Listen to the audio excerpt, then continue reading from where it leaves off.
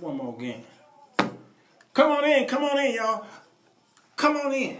It's good to see those of you. Hit the share button, hit the like button, hit all them buttons over there because we got to talk.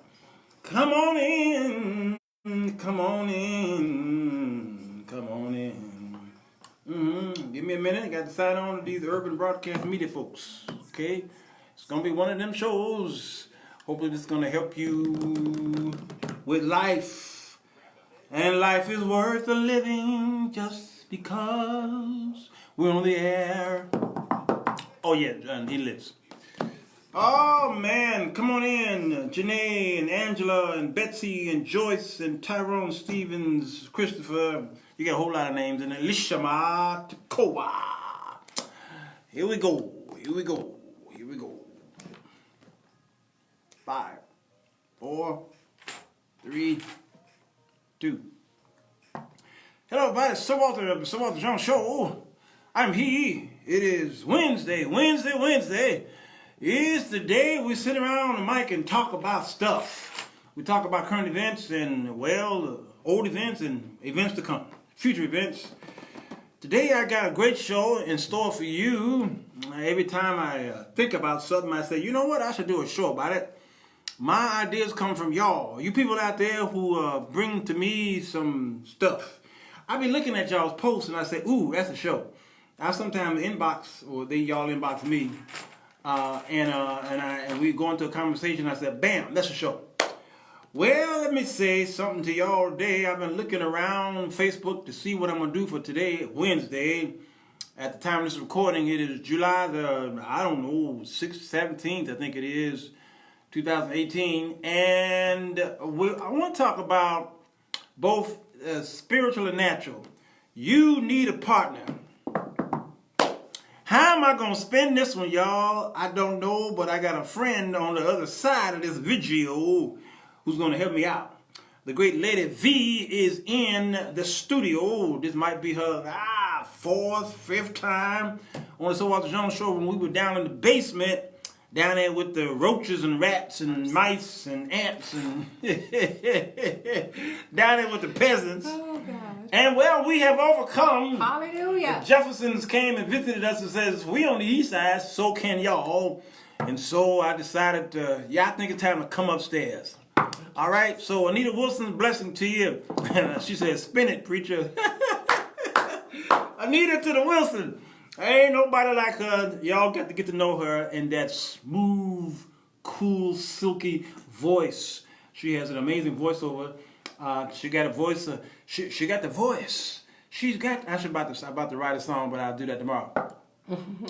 You need a partner. Now here's how I'm going to spin this, because I can spin this a couple ways, Joseph. Bernie, I can spin this a couple ways. Number one, I'm gonna see if I can spin it in business first, V. And then we're going to spin it in religion and in spirit, the spirituality of having a partner. Okay. Then we could talk about partnership in marriage as well. Okay. Can we do that? We can. Okay. All right, let's talk about business. Mm-hmm. All right, here's my pet peeve, V. Here's my pet to the What's peeve. What's your pet peeve? My pet peeve is this. Why do we always feel like we can do everything alone, by ourselves? That we got this to-do list, people hire us to do some things, and we figured, I don't need a crew. I can do this myself. And you probably can, but it's probably going to take you longer than it would if you just had somebody who could put you in perspective, okay?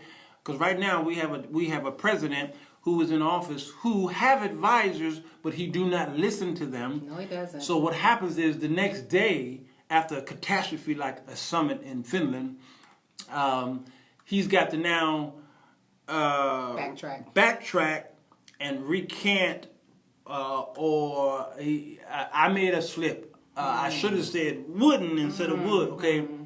But his advisors told us that was not the plan. I'm sure. What he did, that was not the plan. So he don't want to listen to advisors or anybody because he feels like, hey, y'all voted for me, so I'm powerful. First of all, why do you think we do that? That we think that we could...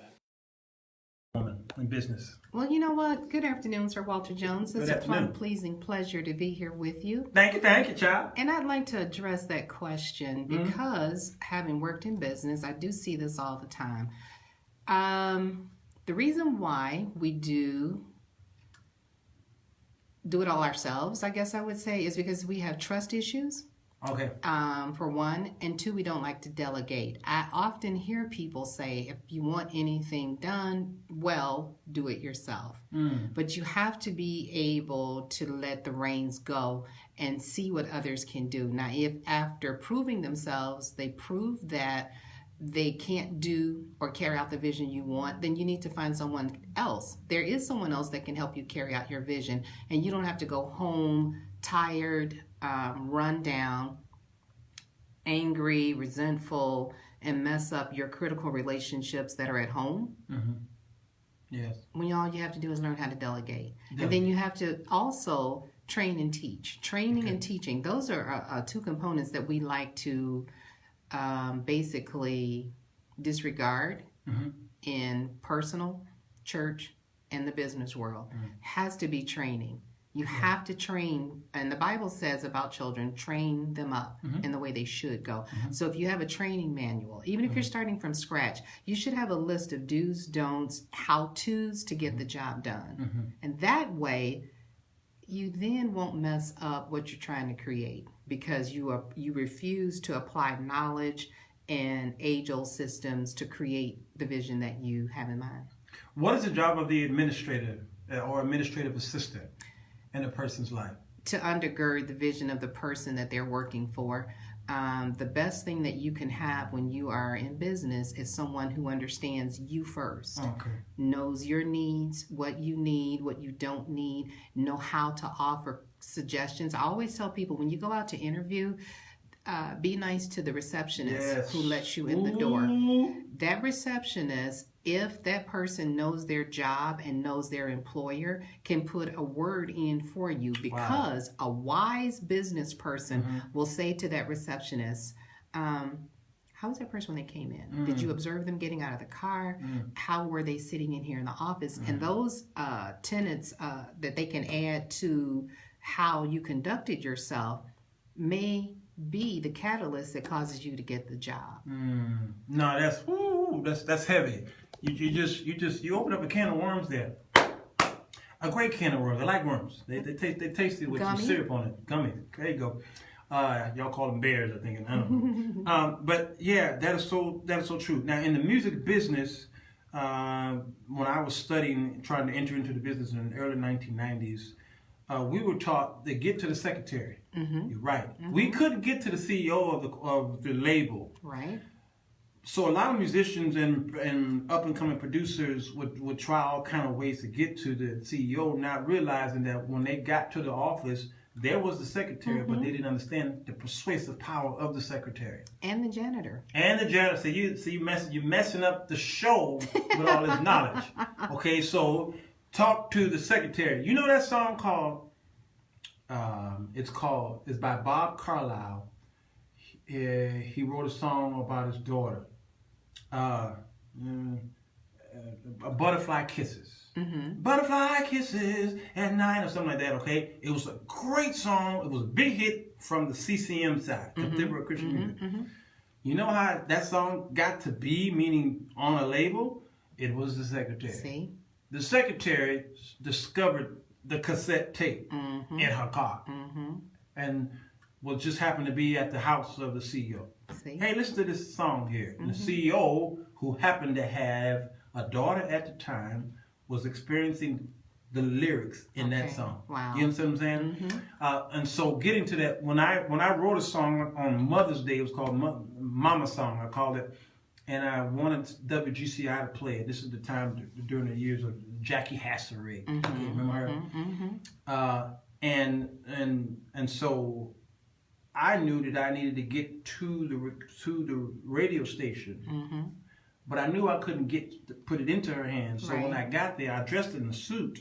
First of all, perception. When I got to the guard gate, the guard, I had on a suit. Everybody else had on plain clothes, and everybody in front of me had to sign their names and, okay, now where are you going? Okay, do you have an appointment? And he would, when he saw me with the suit on, he says, the elevator is over there. See?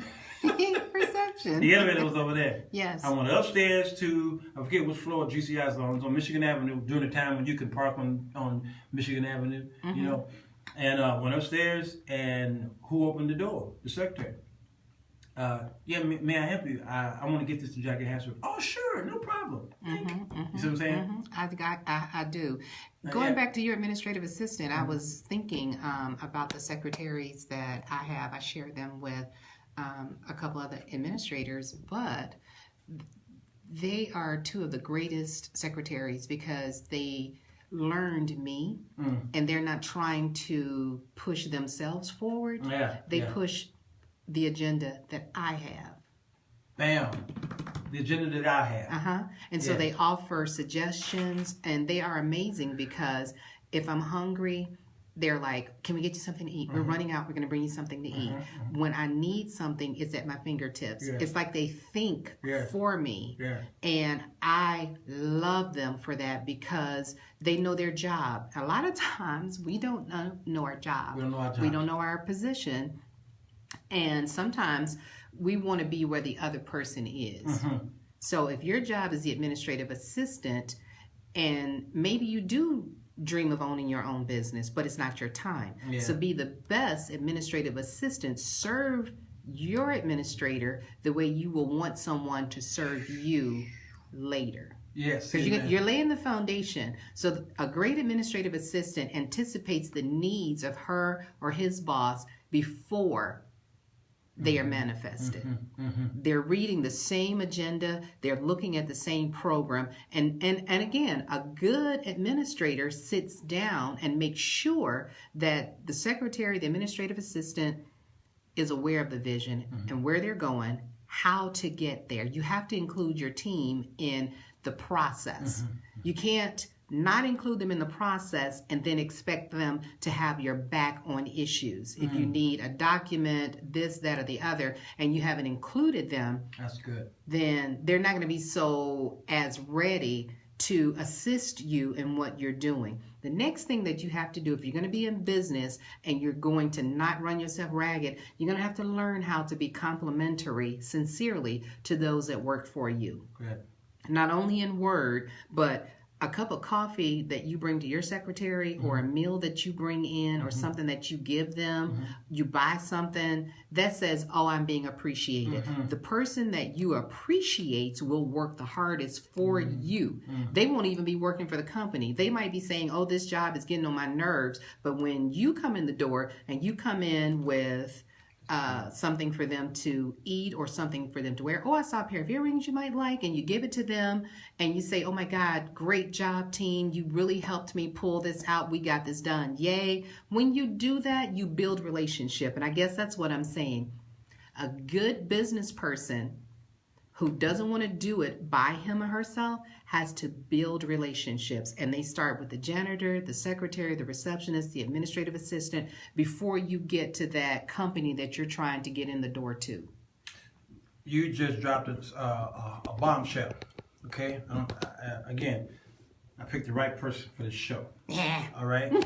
Now, there's a song that I have been pushing lately called The Men That Drive Me Places. It's by Ben Rector. Okay, go to YouTube, y'all, and that top one there, or the second one, is called The Men That Drive Me Places, and listen to the lyrics. Ben Rector in the lyrics talk about how popular he is. Whenever he goes, people just pretty much praise him. He says, but you're spending too much time focusing on me, but what about the men who are driving me to these places? And he talk about that man's family. I don't know what's going on in the family. I don't know if he even can afford to do yada, yada, yada. He says, that's my focus is on these men who drive me to these places where y'all celebrate me. I saw, when I heard this song, it was introduced to me by my brother Larry Jones. And I says, oh my God, my heart just you know, because I was the man who drove these people places. Now, here I am, you know, with my show, and I travel a lot, but I still pull people up. You have to. The great example that you use The closest I can find is when FDR, Franklin Delano Roosevelt, was president. Mm-hmm. During that time of the United States history, the vice president was not included on day-to-day duties. He lived somewhere else, and the president lived in the White House, and they hardly met. They hardly saw each other. And the United States woke up during this administration because Roosevelt served all those terms, first president to do that. Mm-hmm. He died in office, and they sent for the president Truman to come in, and Truman didn't know anything. He didn't even know how severe on the cusp of destruction we were. Right. He was the one that dropped the bombs, Nagasaki and Hiroshima or whatever. He was the one that dropped them, but Roosevelt didn't key him in on day-to-day duties, just didn't do it, and so America shifted at the time. So I want to bring that up because of what you brought up here. Can we talk about editing? Mm-hmm. Editing. For instance, let's say I'm in business as a book writer, Mm-hmm. or I'm preparing speeches, Mm-hmm. things like that. How important is it to have somebody to check your work? Oh, it's critically important. Help me It's out critically important. Back in the day, we called it your image, and people in business need to be cognizant that everything that you do is representative of you. Today, they call it branding. Even on something Social media, yes, even that social too? media, absolutely. When you are involved in social media and you have a brand and you decide not to let your team put out whatever it is that you want to make known to the public. One, I generally find that people post in a hurry. Talk to text fails because it does not it doesn't understand homonyms, and so it will have or homophones. It will have the same word like no and no. KNOW is generally what they mean, but when they talk to text, it's NO. That's right. So you will mess up your brand by incorrect postings or postings that have. There's a time and a place for all feelings, but if your post is a rant, you can turn people off. Okay. So with your branding, you need to be careful. If you have a great idea that you want to get out, run it past your team. If you're in business, I don't care what the business is and you're on social media, run it past them, have it proofed. And I'm a former English teacher, and I use also as a backup, it's called Grammarly.com. It corrects Grammarly. Everything. Sure. But beyond that, find a human being that can take a second look, who understands language, the English language, syntax, and all of that, and have them read it before you post it. I was at a seminar with a group of professionals a couple of months ago, and the first thing the facilitator said, the internet does not forgive, neither does it forget.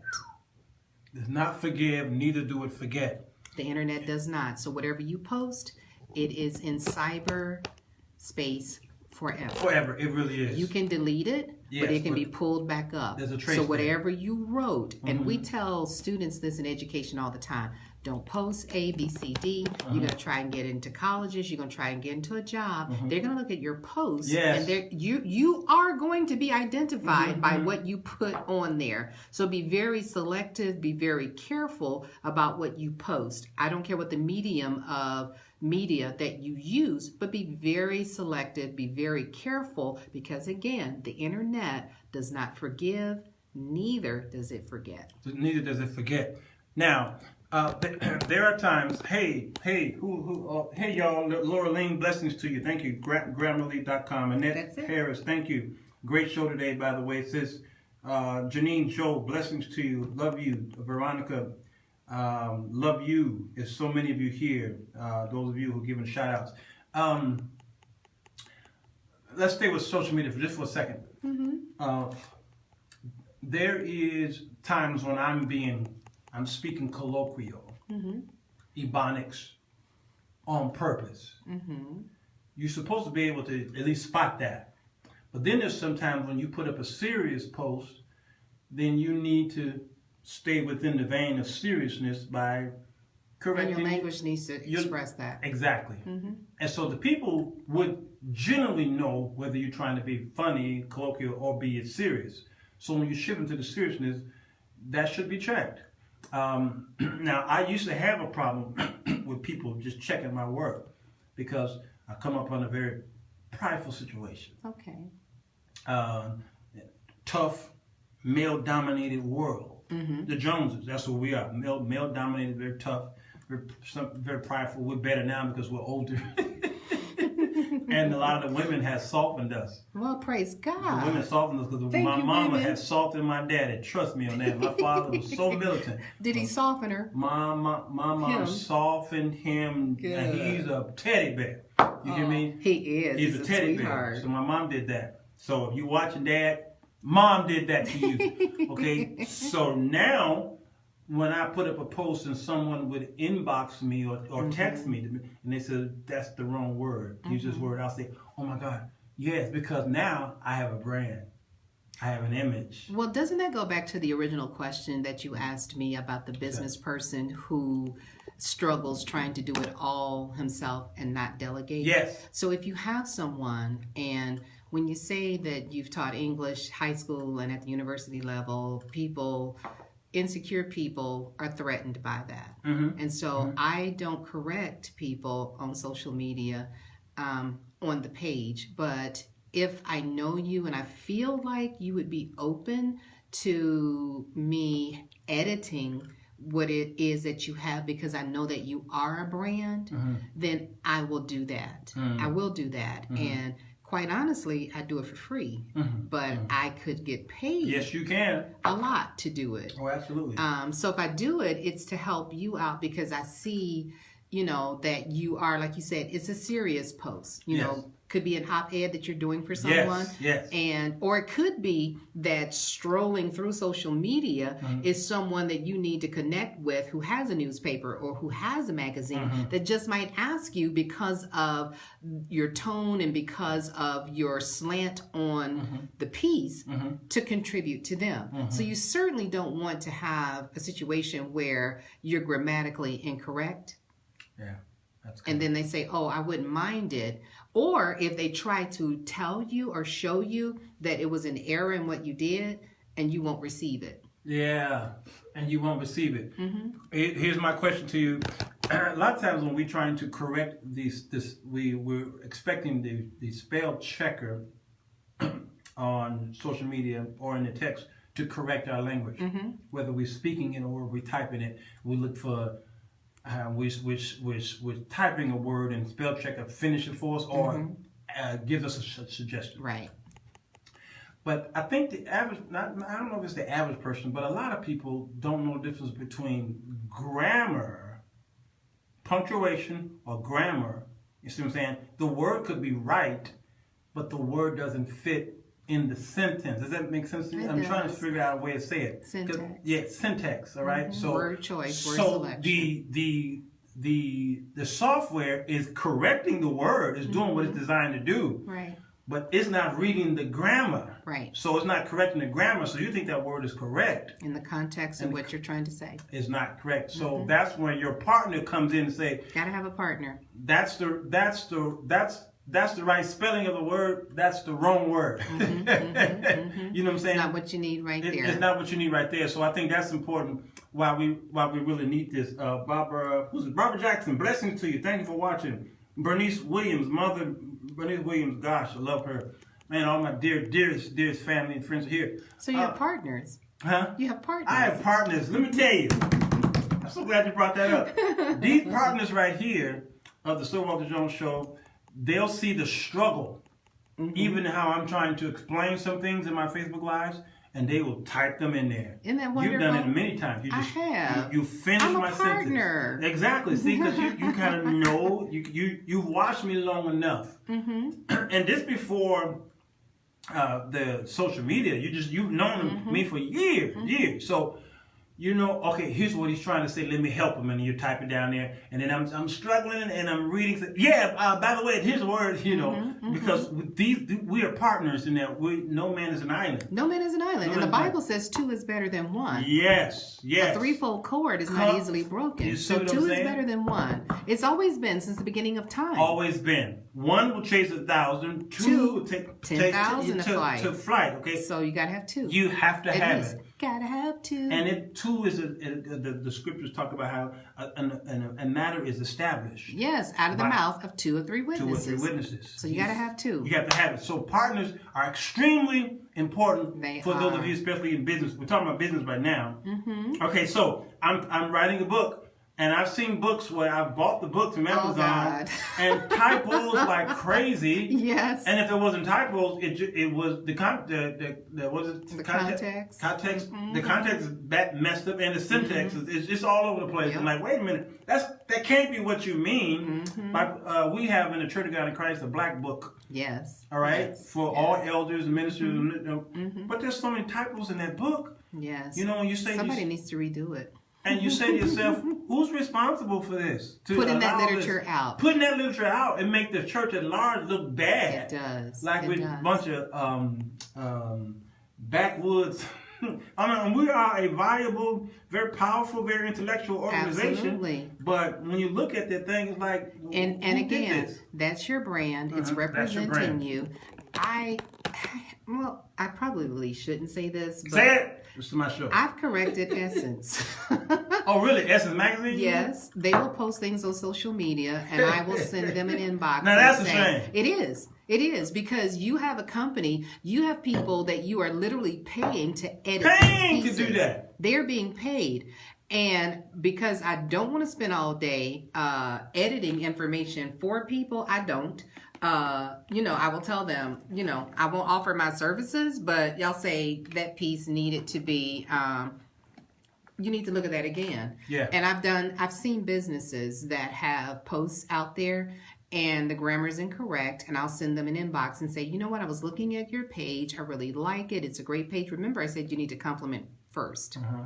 And I'll say, I was noticing though, and I'll put it in parentheses, the sentence, and I'll say, you know what, just as a suggestion, if you do this, it will be grammatically correct.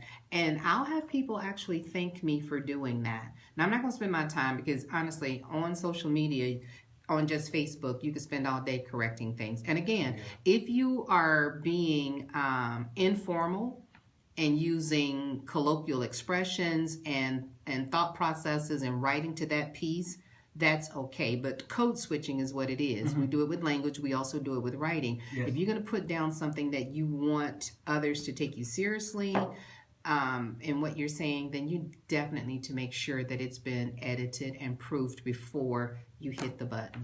That's good. Because I think we all use rules and tactics of language, from personification to similes to metaphors.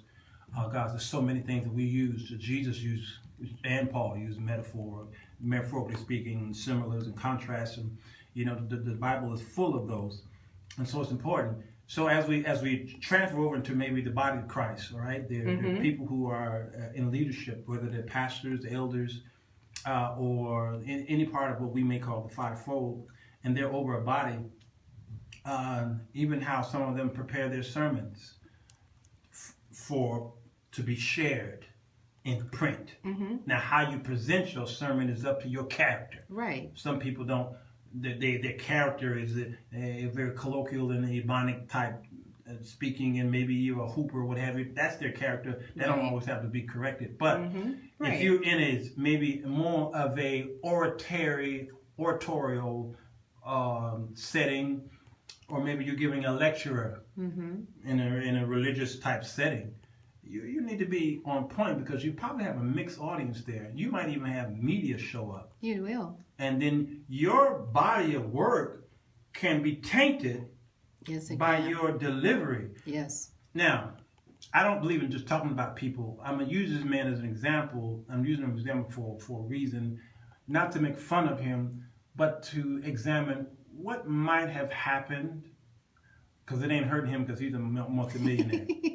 You probably know what I'm talking about. He lives here in Chicago, and he's got a few McDonald's that he owns. Oh. He's running for mayor again. He ran for president last year, or the year before last, okay? Named Willie Wilson. He has a country bumpkin type speech. Delivery. Impediment delivery, Yes. okay? Now he's a brilliant businessman. He is. You understand what I'm saying? And what he's doing now is he goes down into, he hangs out at the jails, and people who can't afford bail, he pays the bail. Not for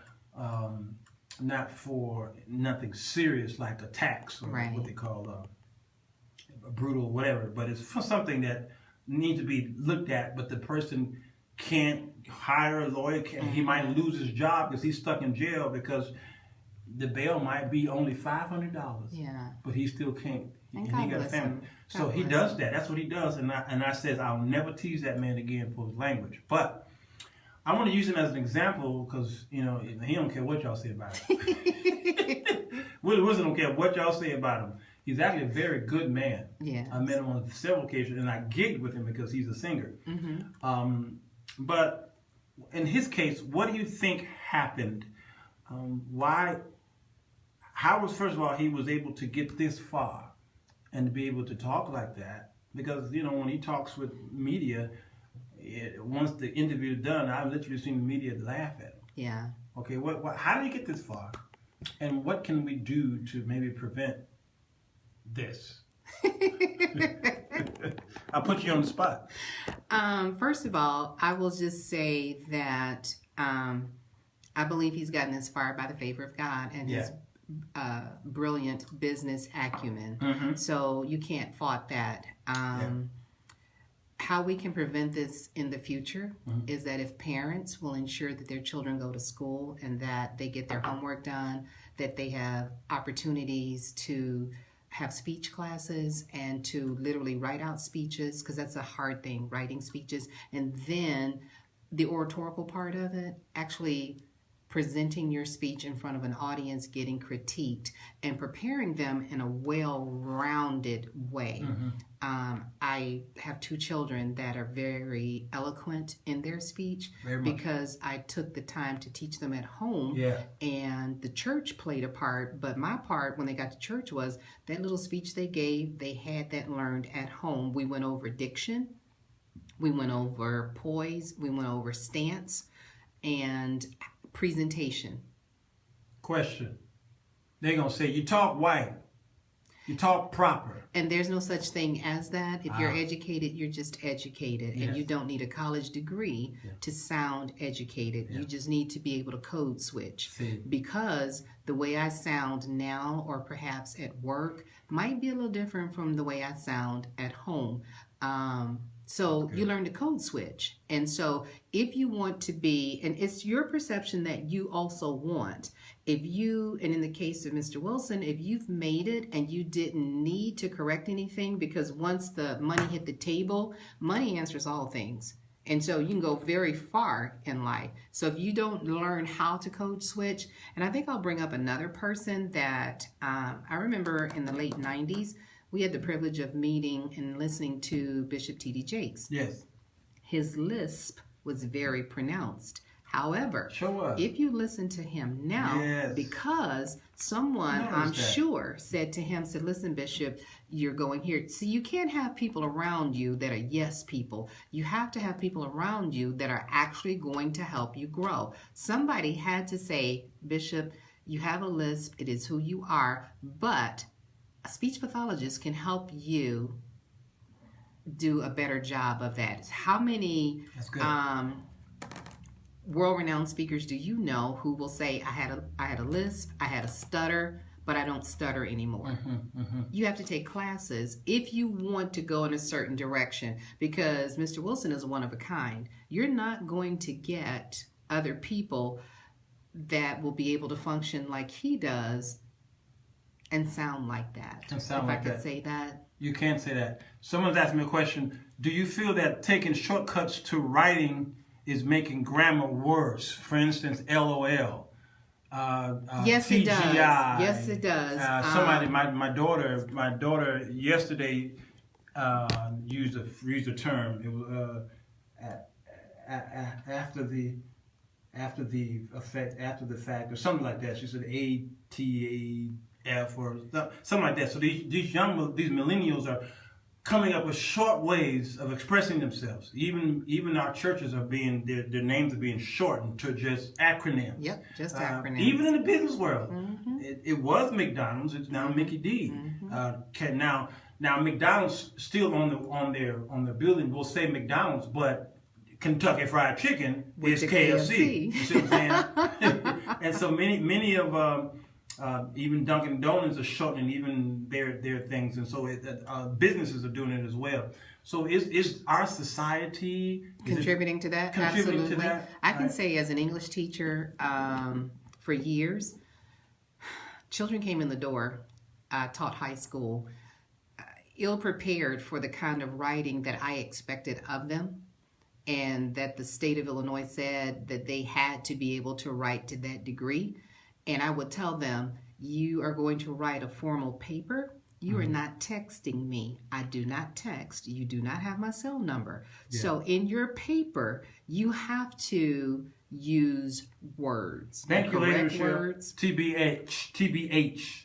Now, what do you think that means? I have she was like, no idea. Well, anyway, TBH, this is what I really wanted to say.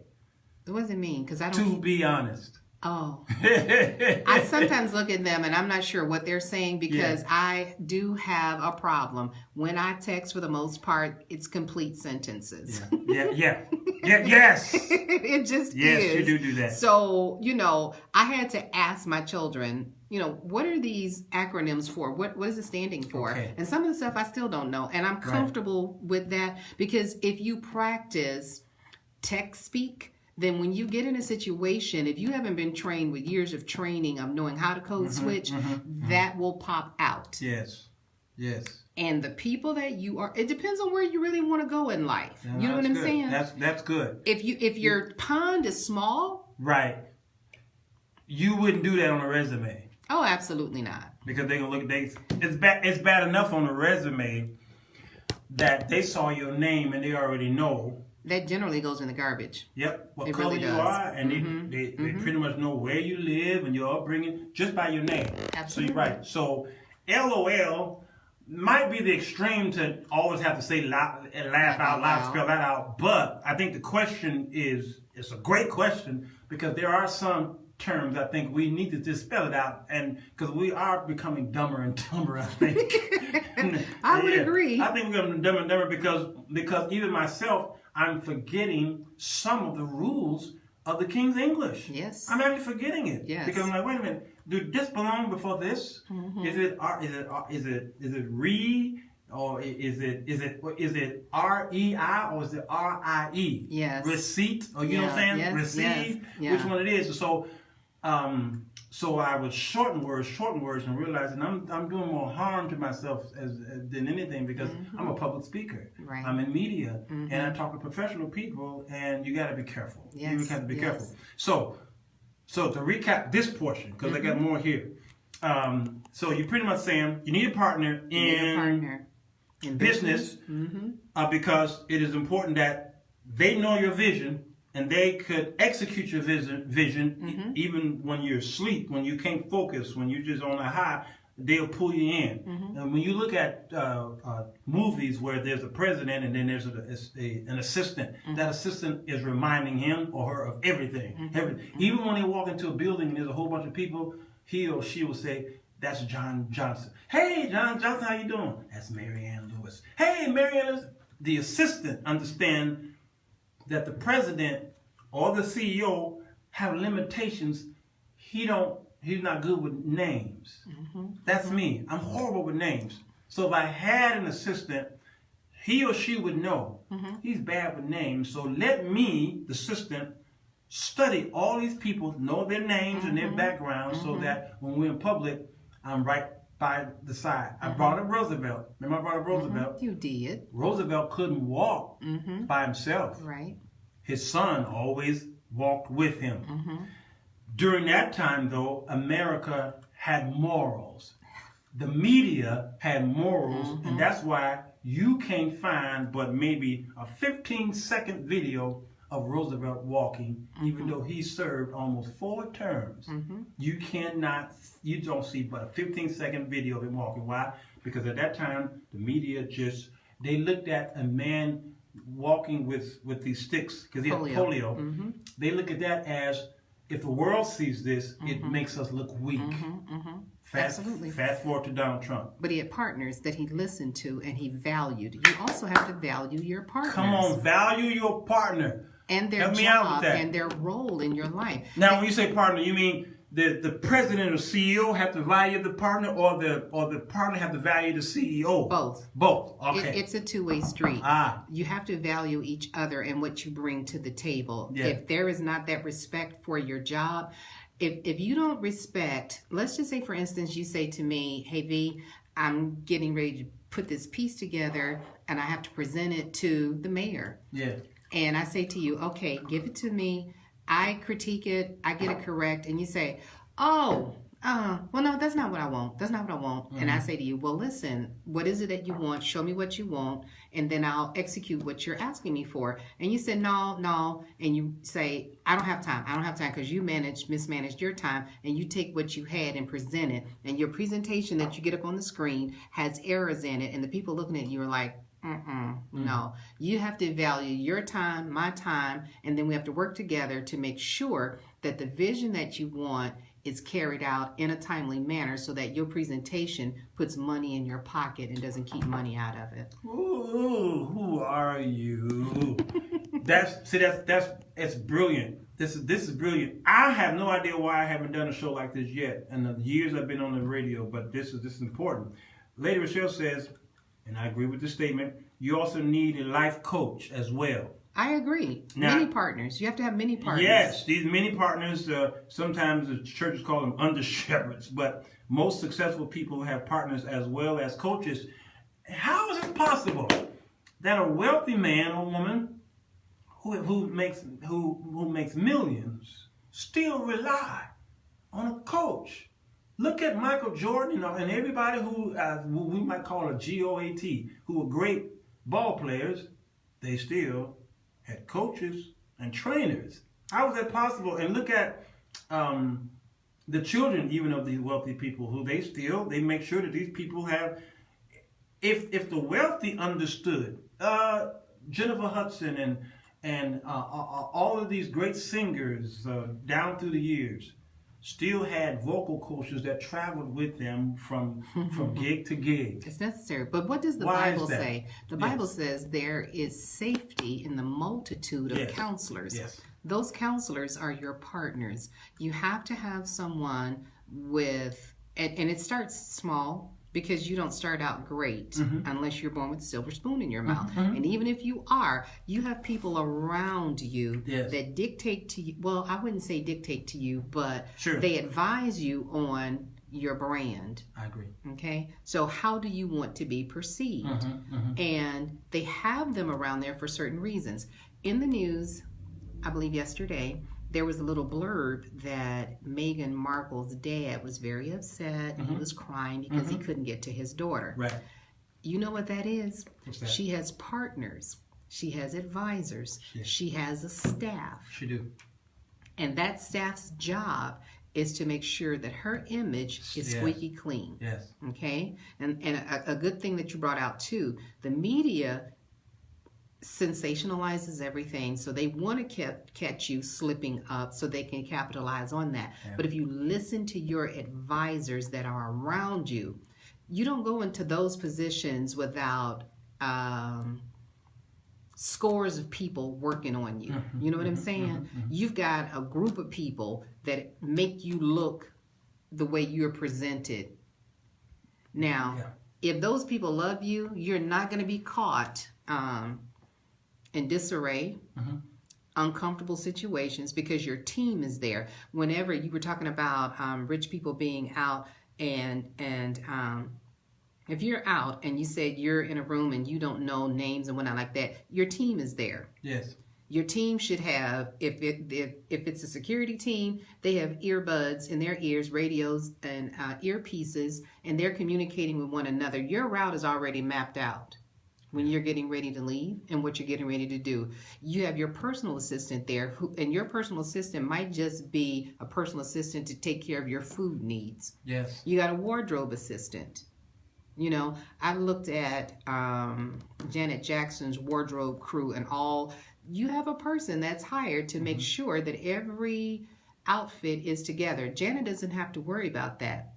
Yes. She has to go on stage and perform. And that's with any entertainer on that level. You don't have to worry about what you're going to wear, what you're going to eat. They get a rundown. And if you deal with the really rich in the morning time, those partners, as we were calling them, they have a list and they have meetings. They do. The question is asked, how can you tell whether you have chosen the right person for the right position? If you're communicating to that person what your needs are and you're not getting what you're asking for, you have the wrong person. You have the wrong person. That's so true. That's how you know. You won't know until you test them. You try them out. You have to test. Yeah, you got to try them out. Now, in marriage, it's a different type of way. Y'all call it dating or courtship. You better test that out more so than anything. Lady Rochelle says, knowing what you want can be half the battle in life. Yes, it can. Accountability is a powerful tool for creating change, unbiased input, the opportunity to focus on you, personal development. Absolutely. That's some good stuff, Lady Rochelle. Yes, yes. You should be sitting right next to V right there, speaking in this thing. She can take the mic. Man, because you're doing your thing. I wanted to bring up something here. Boy, I tell you, partnership. Because I'm sure it's going to be an after show unless you have to leave after 6. No, I have a little time. Okay. I'm going to give a plug for my friends at the CELOC conference. CELOC conference. Alan and Aaron and the crew. I'll be there. Where is it? Alan Franklin. Franklin tonight. Sure. Yes, sure. Tonight. Oh, it's tonight. Tinley Park. They started today, and the concert is tonight.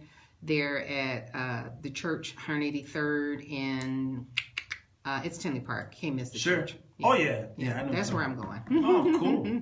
Awesome. Yeah, they're Just great. to be supportive. That's a great team right there. They've partnered with me and my children. A lot of musicians. They have. Yes, I thank God for them. Now, in Scripture, there are a lot of partners in the Bible. All right, we'll look at David and Jonathan. Yes, partners. One of the most famous friendships there is, I think. They were so close that it's almost described as a marriage in a sense, and some have misinterpreted some of that, but we live in that day and time. Yes. Close partnership. David protected and secured Jonathan and vice versa. Even though Jonathan's daddy was the very one who was trying to kill David. Absolutely. But there was a strong partnership there.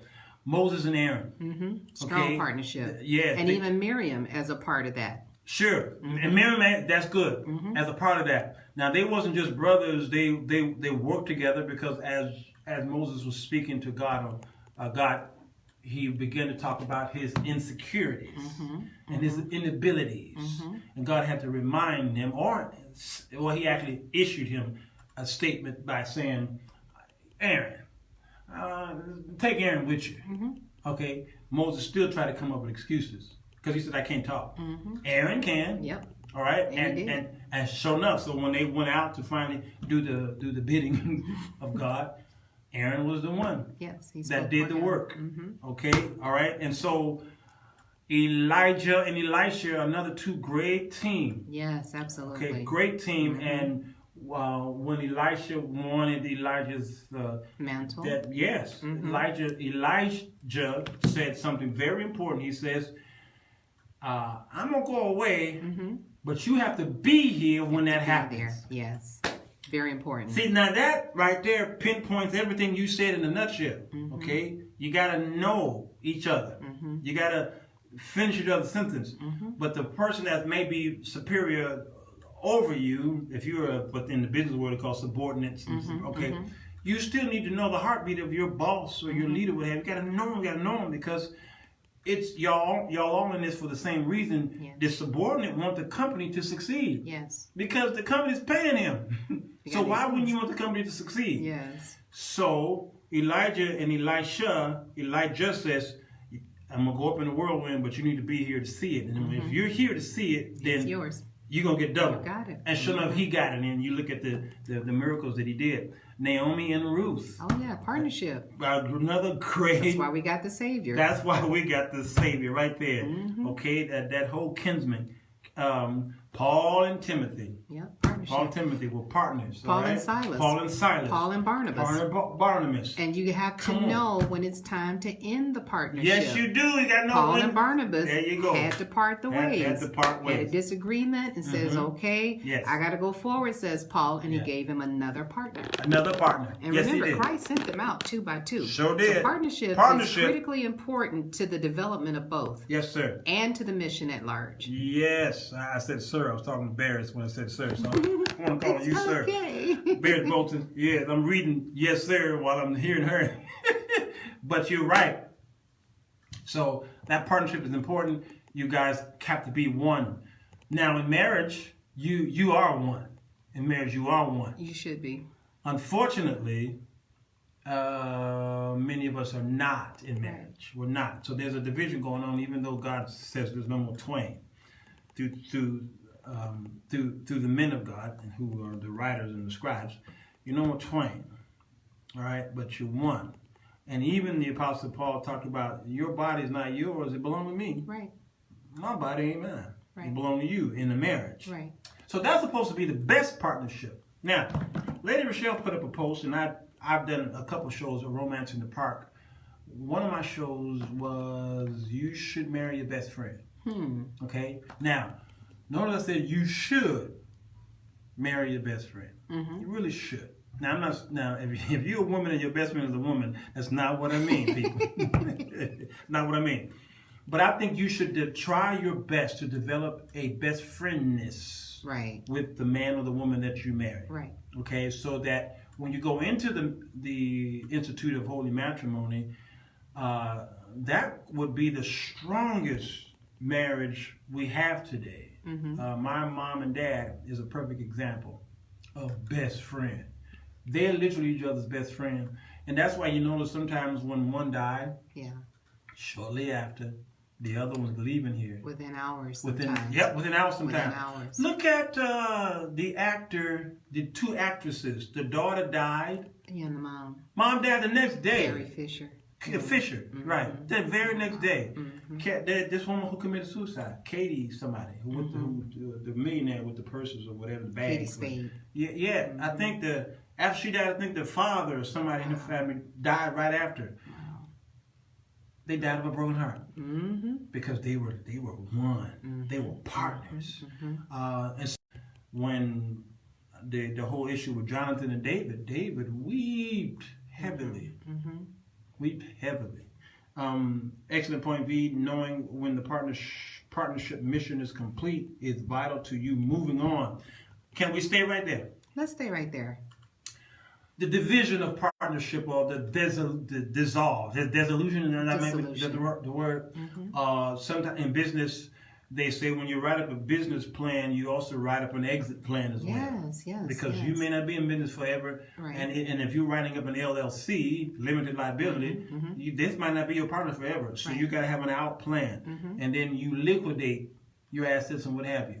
And so you need to be able to talk about that.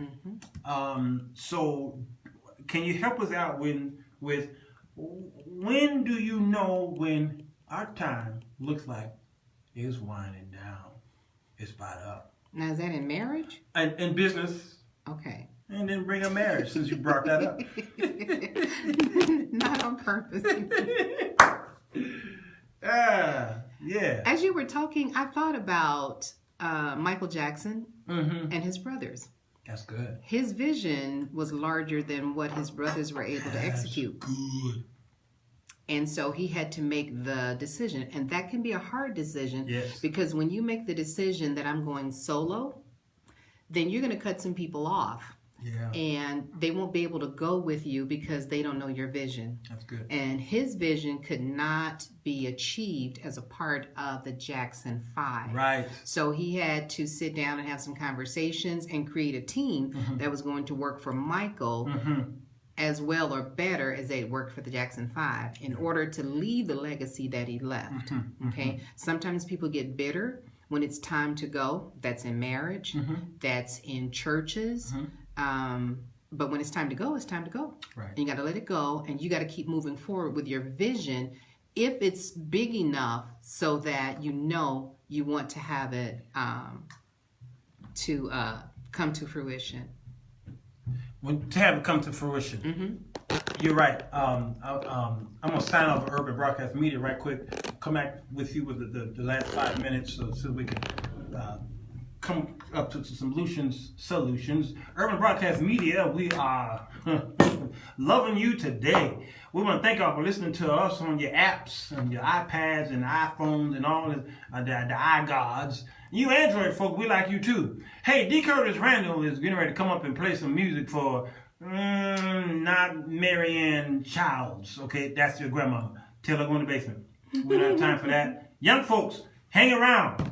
He about to jam. D. Curtis Randall right now. So on the Jones Show. You kill that. Okay, dissolution. Dissolution. See how important you are? Because sometimes I stumble over pronunciation and of words and enunciations and all that stuff. Okay, I do a whole lot, but the people understand. I have to find clever ways to bring out my points to make up for my inability to be able to pronounce certain words. So I have to go around the word because I have a gift of gab. So I'll go around it. You know what I'm saying? For instance, there's some people's names I can't pronounce. Now there's some people who are amazing with linguistics and now I will say that I might be a better etymologist than many out there because I like the beginnings and origins of words. I like that. Okay? And how they change. So I do a lot of shows on history, and it bores some people, but it bores some of the people because they're lazy. History is important. History is vital. It is vital. You may or may not seen when I did a show. I didn't do the show, but I was directing a choir in Evanston. It's called Evanston Sing, and every year we do this concert at the high school. I did a Facebook Live. Well, I did last year as well, and I did a history of music from slavery till today. But I had to narrate it throughout the process. It upset a few people. You talk too much. You talk too much. You talk too much. You talk too much. And these were the choir members. Not all of them, just a couple of them. You talk too much. We sing our songs, be done with it. I said, okay, all right. The second half, I ain't gonna do much talking. So I didn't do much talking. When I got into the audience, they was like, why did you stop talking? I said, what do you mean? The history was just as important to us as these songs. We knew we heard about what you're going to do, so we came to hear the history of the songs, not so much the songs. We go anywhere to hear good singing. But we wanted to know, why did he write the song? Who wrote it? Who did co-write it with? Because when we go on iTunes, buy something, but we like to go to Walmart or something and buy the CD, open up the cover, see who the musicians are. That's what we came here for. Right. It's a history. So why did you stop? I was like, I'm thinking everybody was tired of me talking. So they hired me again this year, and I did the same thing. They murmured again. So I didn't care then. I just said, you know what? I heard what the audience said. I'm going to keep talking. Right there in the concert. I don't care what y'all saying behind me. I'm keep talking. So I talk about the history of it, and it blessed the people. So an older gentleman came up to me yesterday, or day before yesterday, while I was at McDonald's, Sunday, at McDonald's, and he said, Walter, hey man, oh my God, I really enjoyed you. He's one of the tenors. He says, I had to defend your name in front of a couple people, and one was a musician. Wow. A young guy. He just wanted to go from song to song to song. He says, that's why y'all are so dumb. This is an old guy was telling me that. That's why y'all are so dumb. Because that's all you want is a slam, bam, thank you, ma'am. And the people who left there had no knowledge of. He said, but did you notice the reaction from the older people who was like, oh, wow, I didn't know that. Knowledge is power. And if we don't teach this generation, you see it in every facet of life where there's no history behind what they're doing. They have a sound, they have an idea, they have a vision, but there's no toil behind it. Yes. They want to write the lyrics because they're popular. They want to move people. They want to shout people. They want people to dance. And you can see this in the secular music as well as the church music, the sacred music. That is written out of toil, trouble, perseverance will last longer. It sure will. I guarantee you. On either medium. Yep. Because every time I did a popular song, the people got with it. But when I did a hymn, everybody they resonate. Got with it. They resonate. So there is a falling away of history values. So that's why I have decided to gear the Sir Walter Jones Show to open up with why. Always why. History, a little history so you can understand why did this happen? Why did Donald Trump do what he did? Why did America do this? Why did Egypt do this? Because the history of it's critical thinking as well in education, in English, and in literature. The 5 W's: the who, the what, the why, the when. Yes. You have to address those, and you have to have your knowledge base there, or you can't answer those questions. And we are doomed to repeat history when we don't know history. True. And when we don't value the history that we have. Our current political situation is because there's no depth, there's no knowledge. Knowledge is power. Yes, that's true. Money is power, knowledge is power. Without a vision and without knowledge, the people perish. Yes. So you have to know where you've come from in order to get to where you want to go to. And the quick process, as you said, the microwave mentality of the last 40 years, I want to get there. Yeah. I'll do whatever it takes to get there, but you're not going to stay and you're not going to last. I always tell my students, Michael Jordan, when he was cut from the team, went home and practiced. He did. Peyton, when he wanted to be better, he became Sweetness because he went out, he got up early in the morning at 4 o'clock, and he did more than what was required of him. Every major player, and then they learned how to corral their emotions. That's good. We have a generation of sports personalities who can't control their emotions. That's true. People don't need to see your emotions. Even if you go to the church world, everybody does not need to know the interactions of the pastor and the team and his partners because they can't handle that. That's true. We've messed up with reality shows. I don't want to see the reality shows of how you get to point A to point B. That's really not our business, okay? And some people might say, oh, well, we need to know why. You're not contributing to it. You're just being entertained by it. Oh, have mercy. You don't build off of emotion. You build off. The Bible says when you get ready to build, you sit down and count up the cost. You sure do. And then you begin to build, and you have your partnership. And as we're talking about partnership, God had a partner. Yeah, he did. People don't realize that when he began to create the world, he said, let us. He did. And it was more than him. Father, Son, and Holy Ghost. They created what came into being because of that very successful partnership. He included. Now, he could have said, I'm going to make me a man. But he said, we are going to do We're this. going to do this. Yeah. And it was successful. And it was very successful. And it will last forever. It won't be torn down and then that's it. It's over with. It's a forever creation. Well, look at the fact that they've tried to clone man forever. Yeah. Today, I believe, is the 40th day for in vitro fertilization. Yeah. The problems that's caused, but you still aren't creating. 40th year? Today. Yeah. You're not. You're just building off what God did. Yeah. That's all. Yeah, we keep playing God.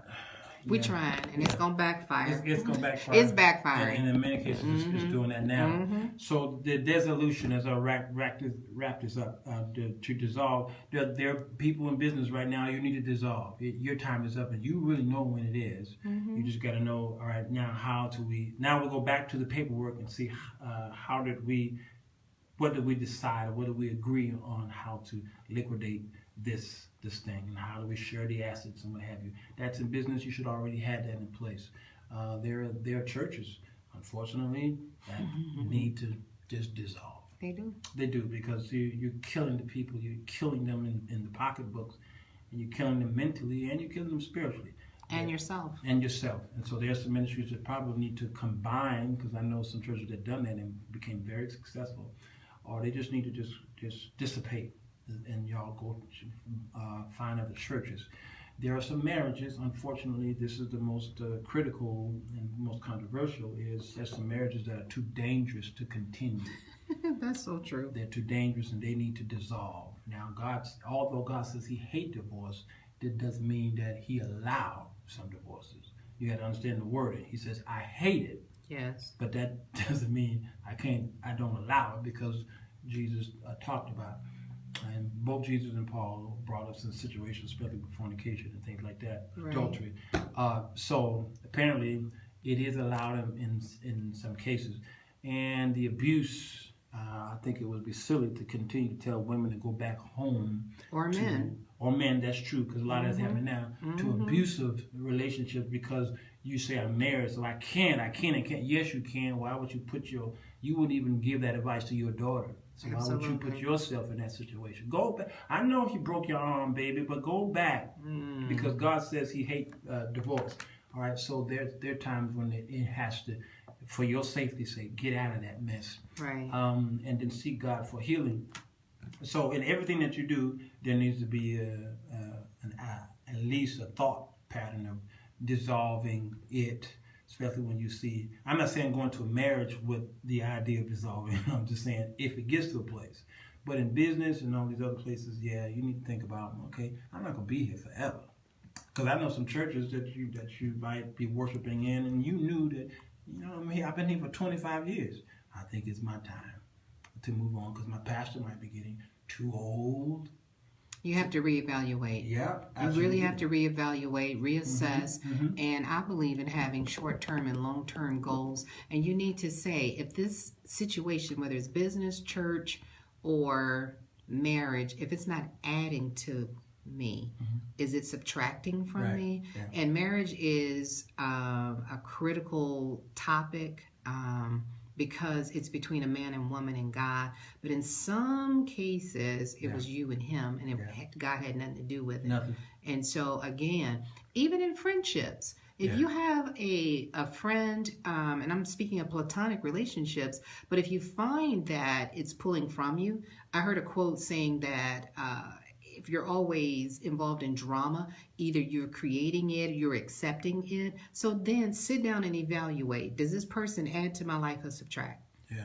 I tell kids, put down a pro and con list. Yeah. If the pros outweigh the cons, keep the person. Yeah. If the cons are bigger, and be honest with yourself, eliminate. And it's hard to let go of friendships that are not conducive to your overall mental, spiritual, and physical well-being, but it has to be done. You have to always reevaluate, reassess, because you want to go forward in life. You don't want to be stagnant. So you do have to look at relationships, friendships, the job. If you've outgrown your job is not meeting your needs from any aspect, you then have to say, okay, is it a good time for me to leave? Now, if you've been going to a job 9 to 5, you have no skills other than those that you have, you need to stay there until you get some more skills. Whether it's a certificate, another degree, or maybe that job wasn't the fit for you to start with at all. Be honest with yourself. Self-assessment is so important. Assess your own self and your needs and say, I need to go in another direction. Kick fear out the door, take the leap of faith, and move in a direction where you can grow. Yes, where you can grow. Where you can grow. Growth is so important. Growth is good. Last but certainly not least, there may be a time where you dissolved, and then you both can come back together and do a restart, a redo over. All right, now that's not in every case, but there's some cases where, even in marriage, I know people who've come back together. They have. They realize that both have gotten stronger away from each other. The problem has been corrected. They're stronger in God, and they came back together. And the second time around was the greatest. It worked, and they live forever in a happy marriage. So in business, sometimes you do dissolve and you move on, and then years later, y'all come back together in a new business adventure. Okay, or bring the band back together, as the Blues Brothers would say. All right, so that's our whole show here, and I want to thank you people who had tuned in and all of the amazing comments here. Go ahead and hit the share button for those of you who haven't done it yet. If the few of y'all who are left hit the share button, the show will get out to other partners. Okay, pun intended, and let them hear the show. It's going up on YouTube tonight. I want to thank Lady V. Rogers. Thank you, sir. I for appreciate such you. amazing knowledge that you have. She's in the educational community. She's a teacher and advisor, teacher, trainer, executive, administrator, all this stuff. Gosh, she's been in that thing a long time, and she raised these two children in it and sent them both to college. Yes, Understand what I'm saying? Sent them both to college because of her knowledge and skills and what she does in business. And you hear those children talk, you say, those are V kids. And Eric got another scholarship today. and you see what I'm saying? Now, my Eric is on his way to a prestigious institution. Everybody know Morehouse, and he keeps getting money thrown at him. You see what I'm saying? That's the grace of God, and because of the workings of the praying mama. Hallelujah. Thank you, Jesus. And her effort is paying off, and the scripture says, He has not forgot your labor of love that you do minister. So as she's ministering to other young people, God is blessing her own children. Thank God. And so we are heading down to Atlanta in another couple of weeks to take him there and then just have a couple of tears are going to be shed from my face to see this young man 4 years later, unless he wants to stay longer, march across that stage. So I'm just excited to what God is doing in his life and at least his sister's life down in Iowa, northern. I think it's northern Upper Iowa. And so it would be a disgrace to have someone like a V. Rogers in education, and then the kids decide we don't want school, we hate school, it ain't gonna never happen. We just gonna go down into Walmart. Wow. You know what I'm saying? Now my daughter, she worked for Walmart, but guess what? She was getting her education. She graduated from college. You see what I'm saying? Yes. And then got a job in her degree. Amen. All right, and was still working at Walmart until she said, you know what, I don't need Walmart, Dad. And got out of that, and now she's working full time, working in her degree. Isn't that a blessing? You know what I'm saying? So congratulations, Becky. Amen. So trust me, you got to understand how proud a lot of us parents are when our children take heed and follow our leadership. I think I was out of my 9 brothers and sisters, I was the first one to go off to college. Wasn't that a blessing? First and pretty much only one to go off to college. My brother Larry went to a business. Well, it wasn't business school. It was DeVry. He went to DeVry, but wow. I was the first and only one to go to a traditional institution. So I enrolled in about 3 or 4 of them suckers until I finally got my papers, my walking papers, and went right to work for an accounting, a CPA firm. Thank God for Dorothy Brown, who was very, very instrumental in allowing me to wear my suit every day and walk and talk with some of the greatest of Deloitte and Touche and Arthur Anderson before they closed down. Yes, I interviewed for Arthur Anderson. Did you? That's a partnership. Oh, that's a partnership. See, notice these firms. Yeah. They're partnerships. You always got 2 to 3 or 4 names on the wall, and this is important, very important. All right. Listen, V, you got to come back, and I know the school is about to start up again soon. Chicago, we have very short summers. Don't we? Yeah. So I got to get you back before school starts back again because your knowledge on a whole lot of topics is just so vital to me and to the people of God. So please come back. I appreciate you, sir. Yeah. So very much. Thank you. So Thank you very much. Thank you very much. Hit the share button, everybody, if you can. And if you're nice, maybe I'll do a walking in Romance in the Park. I ain't done one of those in a while. I want It's summer. it's summer. I got to do that. Now Romance is in today the is air. cool and what have you. I want to do a show, Romance in the Park. My next show is going to be called, and I got this great idea from a show that airs here on Monday. Lady Rochelle was asked to be on that show this Monday at 8 o'clock. And the topic for that show is the home game advantage. The home game advantage. Now they're spinning in one way. I'm spinning it another way. I'm going to spin it by talking about long distance relationships and why they can be successful or shaky, because it's the home game advantage. Let's talk about that. Romance in the Park. Love you guys. Peace in the Valley. Hit the share button. This is the Sir Walter Jones Show.